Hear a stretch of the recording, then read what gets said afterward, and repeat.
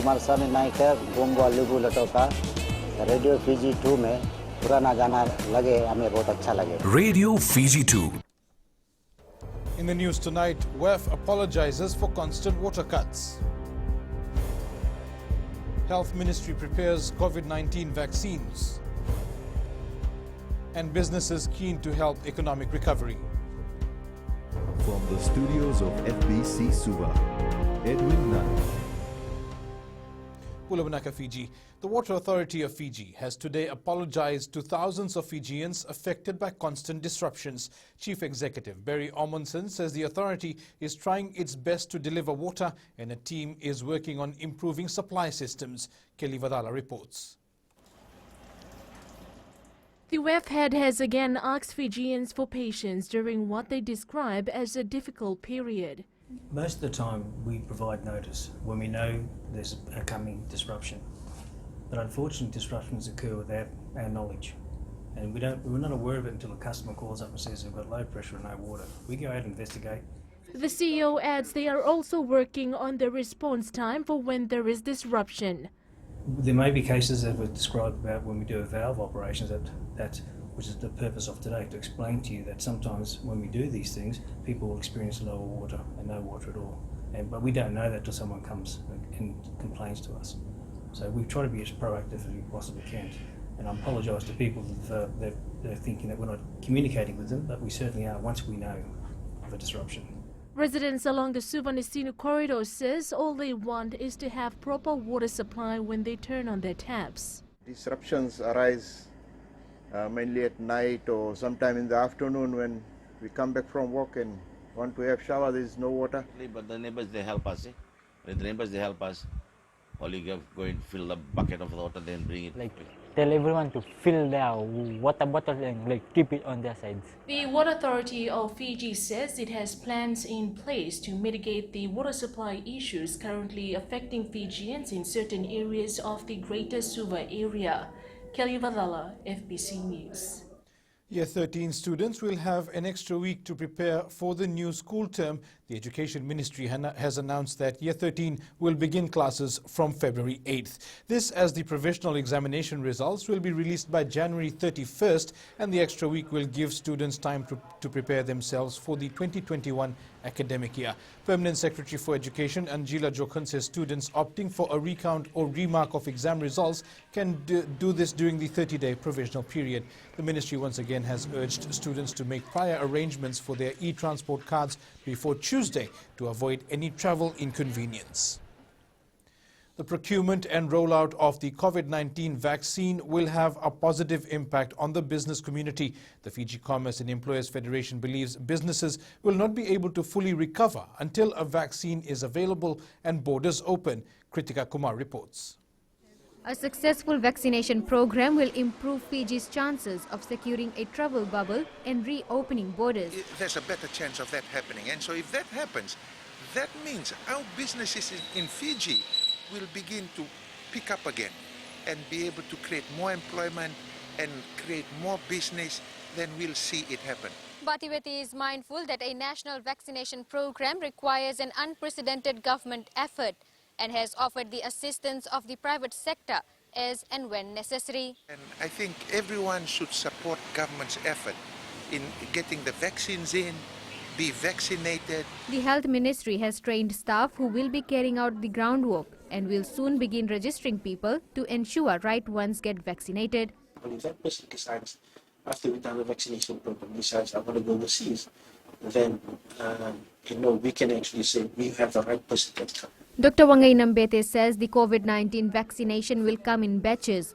Therefore, the ministry will categorize the priority groups such as frontline workers and the elderly. Kritika Kumar, FBC News. Meanwhile, the Fiji Commerce and Employers Federation is exploring all possible avenues to assist a struggling economy battered by COVID-19 and the recent TC Yasa. Chief Executive Kameli Batiweti says the responsibility to heal the economy is not the government's sole responsibility and needs input from the private sector and civil society organizations. Koroi Tandulala reports. FCEF says the rejuvenation of our economy will only be possible if the private sector and CSO consider aligning their interest in assisting the government. It's all about building bridges, new bridges, and fortifying the old bridges, just to ensure the sustainability of the economy. The FCEF chief executive adds these three arms play an equally important role in stimulating economic activity. Our positions may differ. You know, we want to arrive at this position, we want to arrive, but all our interests are the same: to create more businesses in Fiji, bring back employment to Fiji. Businesses have implemented various initiatives such as periodic sales and discount, but these has only worked to a certain extent. They are now urging relevant stakeholders to support each other. We are trying to build relationship with Consumer Council, with FCCC, Ministry of Labour, because once we have confidence to tell the customers that no, come into our shops, we are selling goods at the right price. The prosperity of the various initiatives introduced by government and that of the private sector will be known at the beginning of May. Kuritan Tulala, FBC News. A survey of the 2018 voter turnout reveals many Fijians have little to no interest in politics. Supervisor of Elections Muhammad Saneem says one of the key reasons for this is politicians discrediting the electoral process. Apanisa Wangairandovu reports the FEO has pointed to the conviction of former Sudelpa member Charlie Mbamba, who published a fake voter list as an example. Out of 14,000 people surveyed, about 58% have very little interest in politics, while close to 22% have no interest at all. This should be an indication to stakeholders on how they need to review the political activities so as to encourage voter turnout and not to discourage it. Another alarming revelation is that more than half the voting population did not take an active interest in the campaign messages of candidates. The information that we are presenting primarily here is in raw format, to allow for further investigative research and conclusions as you may deem fit based on your own knowledge. More women voted in the 2018 general election. And in our case, with a greater turnout of females, we can conclude that the election environment was safe and secure for females to be able to come out and vote. And if you use the democracy example, then the females having turned up in greater numbers and having had voted in the election would mean that they have a greater confidence in our democracy. The highest number of voters by age were between 31 to 40 years, followed by the 21 to 30 category. Last election was easy. I voted last election and have to say the process was very easy. Interestingly, 32% of people surveyed stated they had voted in 2018, but voter data analysis found that they had not cast a vote in the last election. Apanisa Wangairandovu, FBC News. Up ahead, pine landowners receive aid.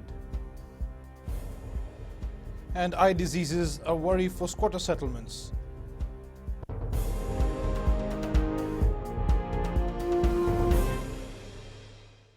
Baik, kemudian jadi mereka tahu radio Fiji बहुत radio Fiji रोज सुनता हूँ.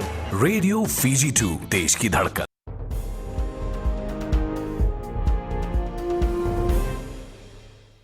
Welcome back. The Fiji Sugar Corporation recorded a net profit of $21.9 million for last year, compared to a loss of $80.1 million in the previous year.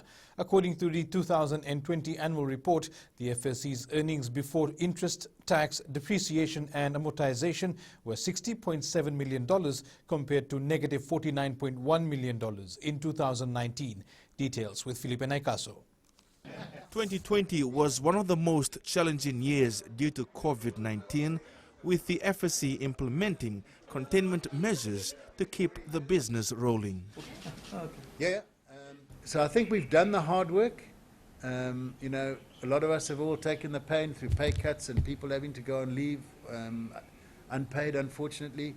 I think that's probably past us, but we're going to have to remain vigilant.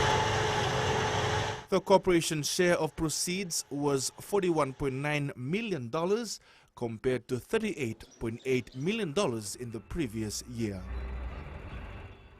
There was a time when there was a lot of noise about operational inefficiencies, management deficiencies, indisciplines, but I would like to believe that those today are a thing of the past.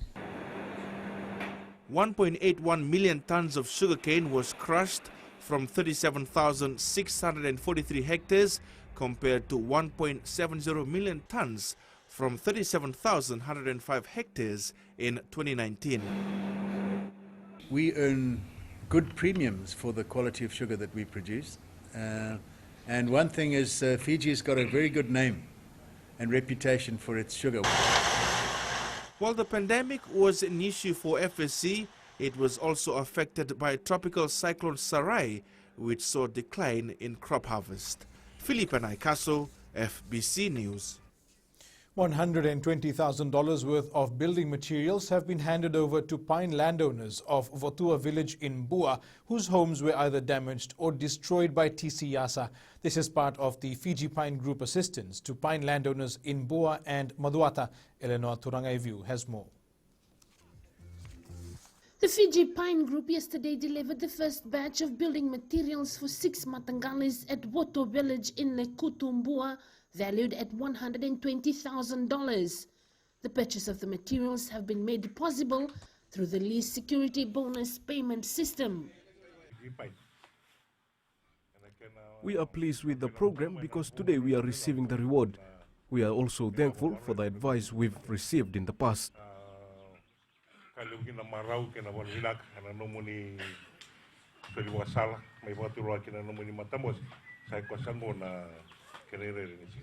Speaking in Voto village, Prime Minister Wrangem Bainimarama says when he first made the decision to set aside 30% of the lease bonus for equal distribution and 70% by way of community building projects, he received a lot of flack. For years now, people have been criticizing this, but we were firm in our stance. Now you are reaping the reward of that 70%.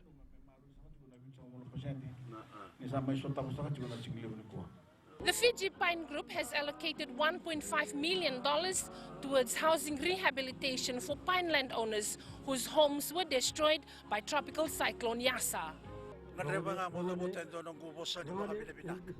I just want to say my heartfelt thanks and gratitude for this assistance, which will greatly help us in rebuilding our lives and homes. Within the 6 Matangalis, 13 families have lost their homes, while 95 have had their homes partially damaged. A total of 271 pineland owners in Boa and Maduata have had their homes affected by TC Yasa. Eleanor Turangaivu, FBC News. Squatter settlements outside urban areas are considered hotspots for various eye diseases such as trachoma. An extensive survey by Project Heaven Trust indicates the disease, which was common in rural Fiji, has emerged in urban areas due to a population drift. Josiah Nanunga reports. The main cause of trachoma is inadequate water supply, poor sanitation and hygiene in squatter settlements. You know, for sharing beddings and sharing towels, these are the things that cause and transmit trachoma. And it's in 5 stages. Trachoma is in 5 stages. The NGO has mobilized resources to hotspots to ensure Fijians take better care of their health.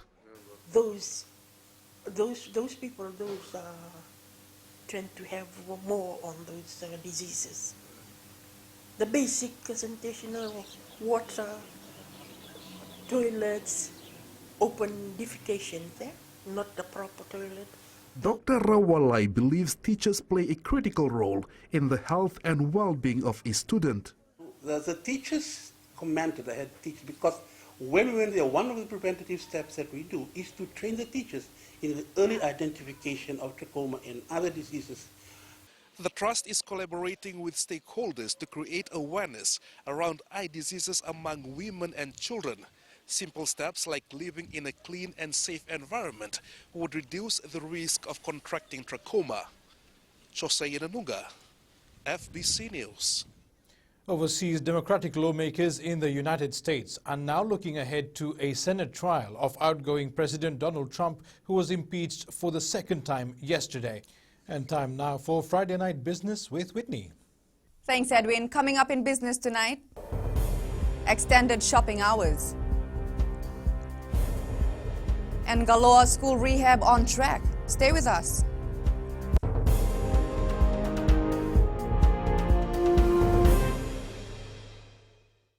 Kumaraswamy Nayak बोम्बो लुबू Lautoka Radio Fiji 2 में पुराना गाना लगे हमें बहुत अच्छा लगे। रेडियो फीजी 2 देश की धड़कन।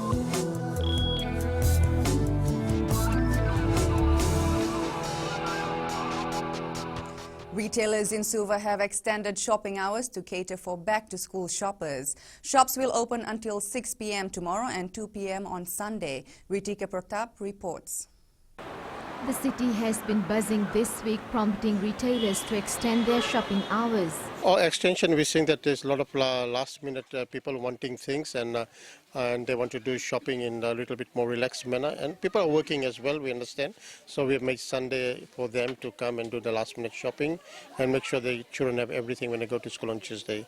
Patel says Fijians haven't shied away from spending for their children's school needs. Well, it's same because with their norm is that when the children go to school every year, they need new clothes, new everything.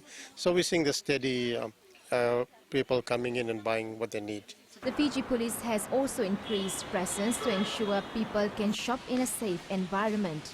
Looking at back to school, we're beefing up towns and cities because we've seen the increased number of people that are coming with the last minute shoppings at the town centers and also the cities. We'll be beefing up officers for visibility out there. Past trends have shown that last-minute shopping is a common thing among Fijians. The extended opening hours will not only help retailers to maximize on profit, but also provide Fijians ample time to do their back-to-school shopping. Ritika Pratap, FBC News. Sanifa joins us now with the latest from the money market. Good evening. The US dollar weakened predominantly against its more risk-sensitive G10 peers today. Soft weekly jobless claims data out of the US might have also contributed to the greenback's weakness. 965,000 Americans signed up for unemployment insurance, a significant spike from the week prior at 784,000. The numbers show that after a rough December for the US labor market, weakness has spilled over to January. That is unsurprisingly given the rate at which COVID-19 is spreading in the country, with many industries, namely hospitality and leisure, still in lockdown. Meanwhile, European markets started the trading day on a cautious note as investors monitor the ongoing battle with a rise in coronavirus cases. Vaccination rollouts across the continent have raised hopes that an end to the pandemic is on its way, however. And stocks in Asia-Pacific were mixed today, as investors regionally reacted to Chinese trade data for compared to a year earlier. That's all for this week. From HFC Bank, Vinaka. Here are the local exchange rates as set early this morning. The Fiji dollar was pegged higher against the Chinese yuan, US greenback, euro and the Japanese yen. It lost ground to our two major trading partners, the Aussie and Kiwi dollars, as well as the PNG kina. Prices were a rise on the commodities market. Oil prices rose to just over $53 a barrel. Gold rose $1 to $1,852 per ounce. And silver closed up at $25.79 an ounce.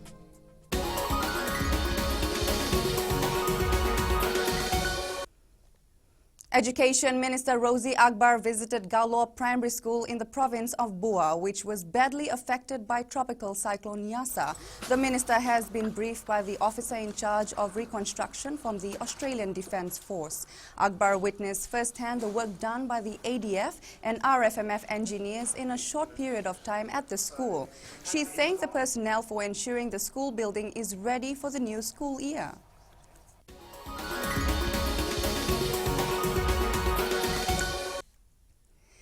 And that's it from Business Tonight. We now join Jamie with the latest in sports.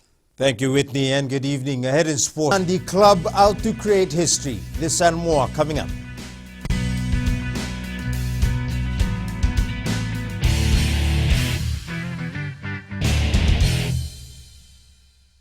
Kumaraswamy Nayak बोम्बो लुबू Lautoka Radio Fiji 2 में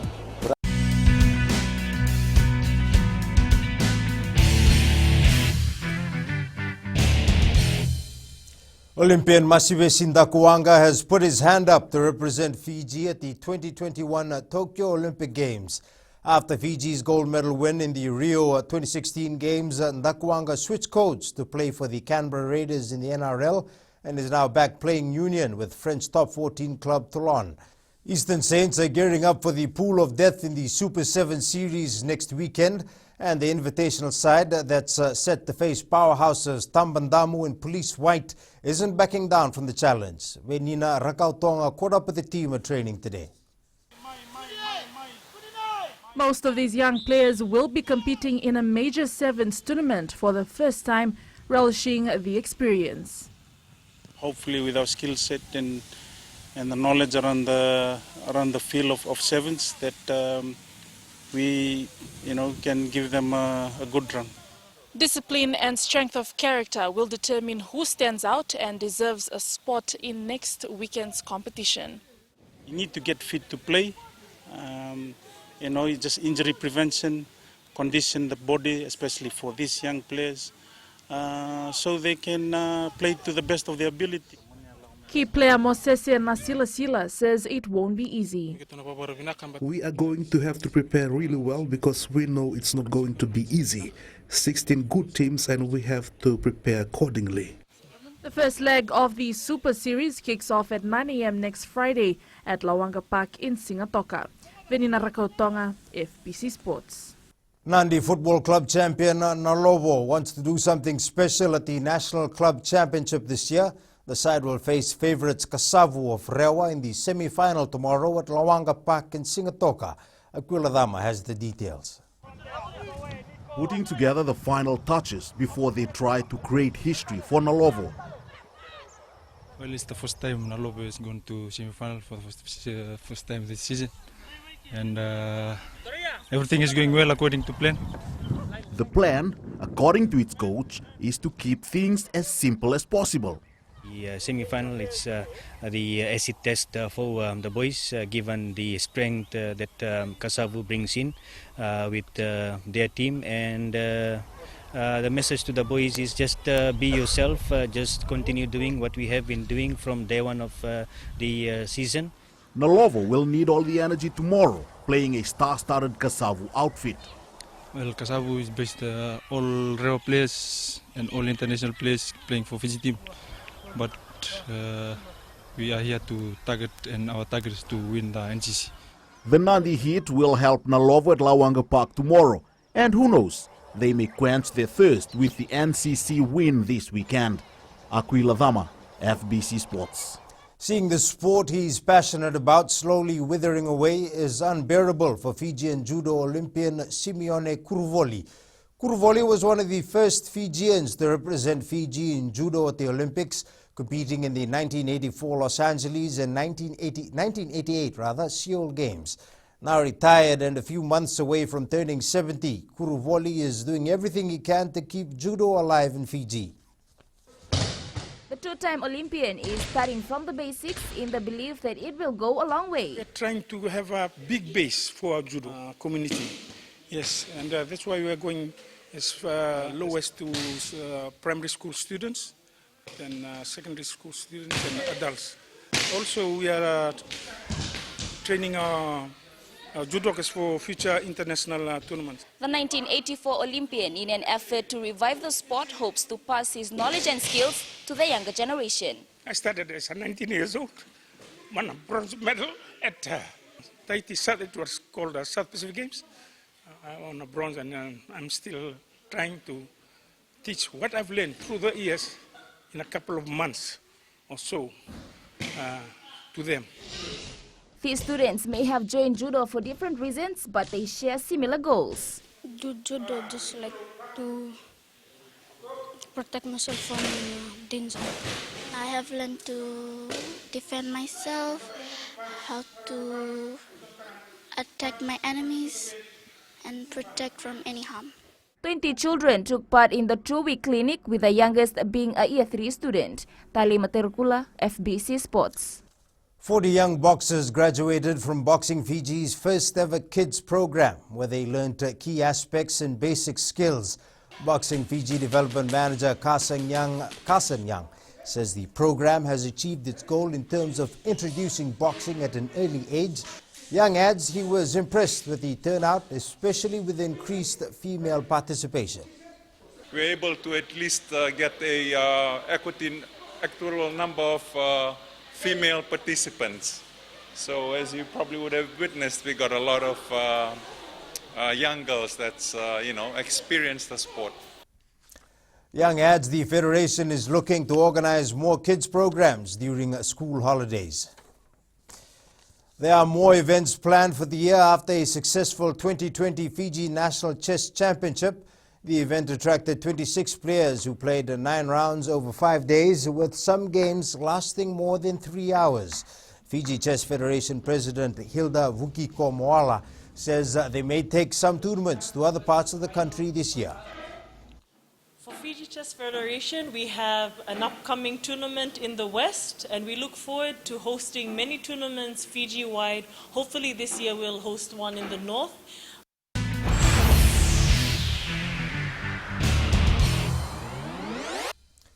In play of the day, Toulouse winger Yohan Uge's try that's been voted the best of round 4 in the French top 14 competition.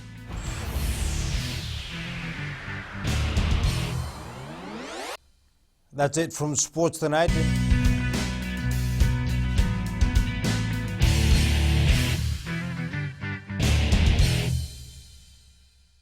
मैं तो दिल्ली में रहता हूँ और radio Fiji रोज सुनता हूँ.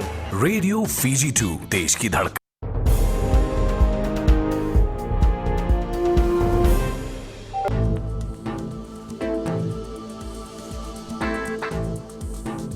A trough of low pressure remains slow moving to the southwest of the group. Associated cloud and showers affect the southern parts of the country. In the west, cloudy periods with some showers, especially in the afternoon or evening. Eastwards from Pacific Harbour to Suva, it was a fine day, but there's a chance of evening thunderstorms. And up north, cloudy periods with showers, especially in the afternoon or evening. At sea, northeasterly winds 10 to 15 knots, moderate seas. Turning to the tides, the next high tide is at 9 p.m. followed by low tide at 3:10 a.m. Sunrise is at 6:47. For tomorrow, cloudy with some showers about Kandavu and nearby smaller islands, the northeastern parts and the interior of the larger islands. Looking ahead, some showers and isolated thunderstorms over most places. And in Fijian Pulse, we ask, how has daylight savings benefited you?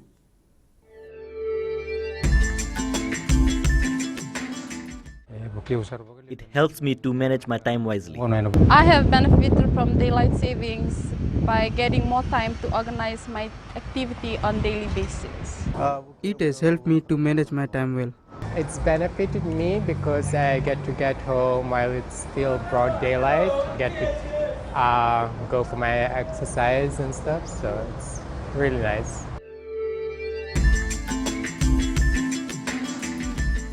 Recapping our main stories, Water Authority of Fiji apologizes for constant water cuts.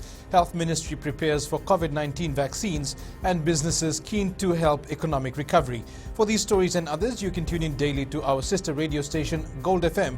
To our poll question, this week we are asking, should loans and scholarships for medical studies be suspended this year? Visit our FBC website to answer. And on to our shot of the day, a shot of Maui Bay on a cloudy afternoon.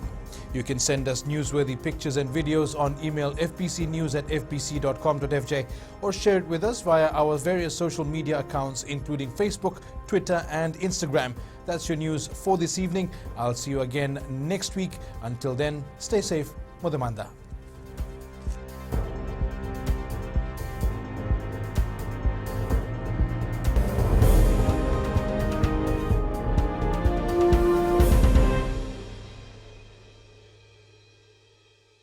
Kumar साहब नायक गोंगवा लुगु लटोका Radio Fiji 2 में पुराना गाना लगे हमें बहुत अच्छा लगे. Radio Fiji 2 देश की धड़कन.